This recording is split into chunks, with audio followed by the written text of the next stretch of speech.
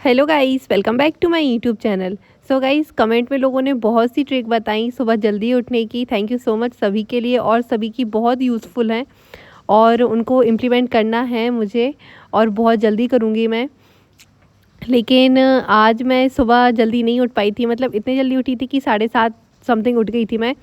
लेकिन आधा घंटा मुझे दिमाग को एक्टिव करने में लग गया और ब्रश किया, फिर उसके बाद पढ़ाई करने बैठी मैं। तो 8 बजे से एडिटोरियल की क्लास देखने लगी थी मैं। लेकिन मुझे 6 साढ़े 6 समथिंग तो उठना ही है, तो कल से और जल्दी उठने का ट्राई करूँगी। अभी 7:30 समथिंग उठने लगी हूँ। वैसे ये भी बहुत अच्छा है, क्योंकि मैं 9 बजे, साढ़े 9 बजे समथिंग उठती थी। तो सब लोग शॉक्ड है घर में देख के कि मैं जल्दी कैसे उठने लगी हूँ। बाकी पढ़ाई के लिए तो जल्दी उठना पड़ेगा, क्योंकि सुबह-सुबह बहुत अच्छा मन लगता है। तो सबसे पहले मैंने एडिटोरियल की क्लास देखी और उसके नोट्स बनाए, और एडिटोरियल की क्लास देखने के बाद फिर मैंने मैथ्स की क्लास देखी थी, जो कि दोपहर में देखी थी। लेकिन बस सुबह एडिटोरियल की क्लास हो पाई थी 8 बजे से 9:30 समथिंग हो पाई थी, क्योंकि बीच में पॉज करना पड़ता है मुझे वीडियो, क्योंकि मैं वीडियो की मीनिंग लिखती हूँ, उसके बाद मैं एंटोनियम्स और सिनोनियम्स दोनों ही लिखती हूँ। तो मैम थोड़े जल्दी जल्दी करा देती हैं कि मैम नेक्स्ट पेज ओपन कर देती हैं, जैसे कि ये वाला। तो फिर मुझे स्क्रीन गायब हो जाती है ना, तो फिर मुझे पॉज़ करना पड़ता है, फिर लिख पाती हूँ मैं मीनिंग्स। एडिटोरियल की क्लास के बाद मैं अर्थमेटिक की क्लास देखने लगी थी, और आज मैंने स्टार्ट किया था प्रॉफिट एंड लॉस, जो कि बहुत दिन से वेट कर रही थी मैं कि जल्दी से ये 4 टॉपिक कंप्लीट हों। उसके बाद मैं वापस से ये स्टार्ट करूँ प्रॉफिट एंड लॉस, क्योंकि लास्ट टाइम मैंने यहीं पे अर्थमेटिक छोड़ी थी। तो मैं बहुत ज़्यादा एक्साइटेड थी कि मुझे वापस यहीं से स्टार्ट करना है। लेकिन शुरू के टॉपिक तो कवर करना बहुत ज़रूरी था, जैसे कि रेशियो, एज, परसेंटेज, मिक्सचर। तो मैंने सोचा चलो इनकी प्रैक्टिस कर लेते हैं पहले, उसके बाद ही प्रॉफिट एंड लॉस स्टार्ट करेंगे, और उनमें इतने दिन लग गए तो अब कहीं जाके स्टार्ट कर पाई। और फर्स्ट वीडियो तो इतनी ईजी थी ना कि उसके क्वेश्चंस मैं सॉल्व कर रही थी, तो फटाफट हो रहे थे। मतलब एक नज़र में ही देख के समझ में आ रहा था कि इसको कैसे सॉल्व करना है। पूरा मतलब दिमाग के ऊपर से एक भी क्वेश्चन नहीं गया, सारे दिमाग में गए, और बहुत अच्छे से क्वेश्चन सॉल्व भी हो गए। लेकिन मुझे पता है कि इतने इजी क्वेश्चंस एग्ज़ाम में नहीं आने वाले हैं, एग्ज़ाम में टफ़ ही क्वेश्चंस आएंगे। लेकिन प्रॉफिट एंड लॉस की शुरुआत इजी क्वेश्चन से हुई, और मुझे समझ में भी आ रहे हैं, तो मुझे इस बात की खुशी है। बाकी इनको तो मैंने फटाफट सॉल्व कर लिया था एक नज़र में देख के, और सॉल्व कर लिया। बाकी देखते हैं कि नेक्स्ट क्लास में क्या होता है, प्रॉफिट एंड लॉस ईजी ही लगता है या थोड़ा सा टफ़ लगने लगता है। बाकी अभी तो बहुत ईजी लगा मुझे, और इसमें टोटल 9 क्लासेस हैं। तो मुझे ऐसा लग रहा है कि 7-8 से जाते जाते तो मुझे ऐसा लगेगा कि भाई अर्थमेटिक में क्यों पढ़ रही हूँ, क्योंकि अभी तक मैंने ये देखा है कि लास्ट ही क्लास के क्वेश्चंस ऐसे आ जाते हैं ना कि वो पूरे दिमाग के ऊपर से चले जाते हैं, और मैं सोचती हूँ कि चलो इनको ना मेंस करूँगी तब करूँगी, जबकि मुझे पता है कि मुझे मेंस साथ में लेके चलना है।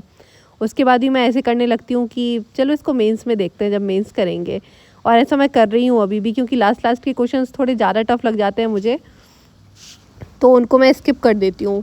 और ये बहुत गलत है, ऐसा कोई भी मत करना, सारे क्वेश्चन साथ में लेके चलना। और मैं सोच रही हूँ कि जल्दी से जल्दी एक बार अर्थमेटिक ख़त्म हो जाए, मतलब सारे टॉपिक ख़त्म हो जाए, उसके बाद वापस से एक और बार प्रैक्टिस करूँगी, अच्छे से समझूँगी। और अभी तो अच्छे से टाइम ही नहीं मिल पा रहा है, क्योंकि जो टॉपिक मैंने पढ़ लिए हैं उनका वापस से रिवीजन करना है, जैसे कि परसेंटेज और रेशियो, इन सबको वापस से रिवाइज़ करना है। इनके क्वेश्चन सॉल्व करने की क्लास नहीं देखनी है। लेकिन इतना टाइम नहीं मिल पा रहा है कि क्लास देख के पहले क्लास के क्वेश्चन सॉल्व करके फिर पीछे जो पीडीएफ रह गई हैं उनको सॉल्व करना, ये सब साथ में मैनेज नहीं हो पा रहा है। पता नहीं लोग टाइम मैनेजमेंट कैसे करते हैं, मुझसे तो बिल्कुल भी नहीं हो पा रहा है। लेकिन कोशिश करूँगी कि अब वापस से जो मेरे पहले के टॉपिक हैं उनको एक और बार रिवाइज़ करूँ, वरना उनको भूल जाऊँगी और फिर से वापस से क्लास देखनी पड़ेगी। तो डबल मेहनत हो जाएगी। सच्चाई है कि मैं अभी फिर से प्रैक्टिस करूँ, जिससे वो दिमाग में रहें, कहीं मैं उनको भूल ना जाऊँ। तो ये बहुत ज़रूरी है कि वापस से प्रैक्टिस करनी होती है क्वेश्चंस की, जो हम पहले पढ़ चुके हैं। और आजकल तो मुझे ना क्विज़ेस में बहुत मज़ा आ रहा है, तो मैं क्विज़ेस ज़्यादा लगाती हूँ जो अडर 24/7 पर होते हैं। उसमें पर डे के अच्छे खासे क्विज़ेस आते हैं, मतलब इंग्लिश के भी अच्छे खासे आ जाएंगे, रीजनिंग के भी और मैथ्स के भी। तो फ़िलहाल तो मैं वही लगाती हूँ। और अडर 24/7 पर मुझे ज़्यादा क्विज़ेस मिलते नहीं हैं, जो आईडी मेरी लैपटॉप में खुली है, तो मैं ज़्यादा वीडियो में दिखा नहीं पाती हूँ। पता नहीं क्यों अडर 24/7 पर बैंक के ज़्यादा क्विज़ेस नहीं हैं, जब सॉरी अडर 24/7 पर बोल रही हूँ, टेक्स्ट बुक पर। और अडर 24/7 पर अच्छे खासे क्विज़ हैं, तो मैं उन्हीं को लगाती हूँ।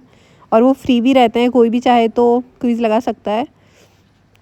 और उसके बाद आरसी सॉल्व करने रहते हैं दिन में 10, लेकिन 10 का टारगेट पूरा ही नहीं हो पाता है मेरा। कुछ ना कुछ रह ही जाता है, मतलब वो 5 हो पाएंगे, 4 हो पाएंगे, पूरे 10 नहीं हो पाते हैं। टाइम मैनेजमेंट के कारण ये भी दिक्कत हो रही है। पता नहीं लोग कैसे बिल्कुल जितना भी टाइम होता है दिन भर उसको सही यूटिलाइज़ करते हैं। मैं नहीं कर पाती हूँ। मैं तो कुछ ना कुछ मेरा रह ही जाता है। रात को जब सोती हूँ तो सोचती हूँ कि आज ये चीज़ रह गई है, ये और करनी थी। बाकी टू डू लिस्ट भी तैयार नहीं कर पाती हूँ। सुबह उठ के सबसे पहले यही रहता है कि टाइम निकल रहा है, जल्दी से एडिटोरियल क्लास अटेंड करनी है। थोड़ी जल्दी से उठूँ तो पहले टू डू लिस्ट तैयार करूँ, उसके बाद क्लास देखूँ। और ये रहे वो पैसे जो मैं चैट जीपीटी से मांगती हूँ कि मुझे कुछ पैसे चाहिए आरबीआई पीओ लेवल, और फिर उनको सॉल्व करती हूँ। और थोड़े से और टफ चाहिए रहता है तो कैट लेवल बोल देती हूँ, तो फिर ऐसे पैसेज मिल जाते हैं और इनको पढ़ती हूँ। वैसे ये बहुत छोटे रहते हैं, एग्ज़ाम में बहुत बड़े बड़े पैसेज आते हैं। और एक मैंने क्विज़ लगाया था टेक्स्ट बुक पर, तो उसका स्कोर ये रहा। बाकी क्लर्क लेवल था तो इसमें तो फुल स्कोर आना ही था। बाकी पीओ लेवल में कभी कभी थोड़ा कम स्कोर आ जाता है। और उसके बाद मैं पीडीएफ सॉल्व करने लगी थी। पीडीएफ ये सबसे पहले रीजनिंग की थी, और ये पीडीएफ मैंने ग्रुप में शेयर कर दी है। ये पीडीएफ मैंने परसों शेयर की थी आई थिंक, और सॉल्व मैं आज कर पा रही हूँ क्योंकि मैं एक दिन सॉल्व नहीं कर पाई थी, तो इनको मैंने आज सॉल्व किया। और नेक्स्ट पीडीएफ है वो मैं आज शेयर कर दूँगी ग्रुप में। बाकी कमेंट बॉक्स में सब लोग बताना कि पूरी पीडीएफ सॉल्व कर लेते हो आप लोग, या फिर आप लोग भी हाफ़ ही कर पाते हो, या फिर कुछ कुछ छोड़ देते हो। मैं तो रीजनिंग की कर लेती हूँ ऑलमोस्ट, लेकिन मैथ्स की और इंग्लिश की पूरी पीडीएफ सॉल्व नहीं कर पाती हूँ। इसमें कुछ ना कुछ छूट ही जाता है मेरा, जैसे कि मैथ्स में तो अर्थमेटिक ही छूट जाती है, और इंग्लिश में कहीं कहीं के क्वेश्चंस छोड़ देती हूँ मैं। जैसे कि कोई सेंटेंस है, उसमें एक बहुत 3-4 वर्ड हैं जो डार्क हैं, उनमें कुछ गलती है तो उसको करेक्ट करके ये सब ऐसे कुछ कुछ क्वेश्चंस छोड़ देती हूँ मैं। रीज़निंग लेकिन मुझे बहुत अच्छी लगती है, मेरा फेवरेट सब्जेक्ट रीज़निंग ही है। इतनी इजी होती है ना वो, कि बस एक बार उसके कॉन्सेप्ट पढ़े और बहुत अच्छे से समझ में आ जाती है और सॉल्व भी हो जाते हैं। बस उसमें स्पीड की दिक्कत है, स्पीड बढ़ानी होती है, और स्पीड के लिए अभी मैं कोशिश कर रही हूँ।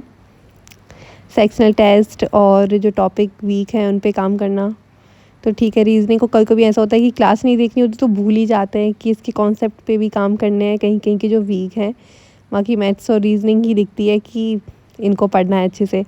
सो गाइस, हम अपने ब्लॉग को यहीं ख़त्म करती हूँ। मेरे चैनल को सब्सक्राइब करना, वीडियो को लाइक करना। बाय।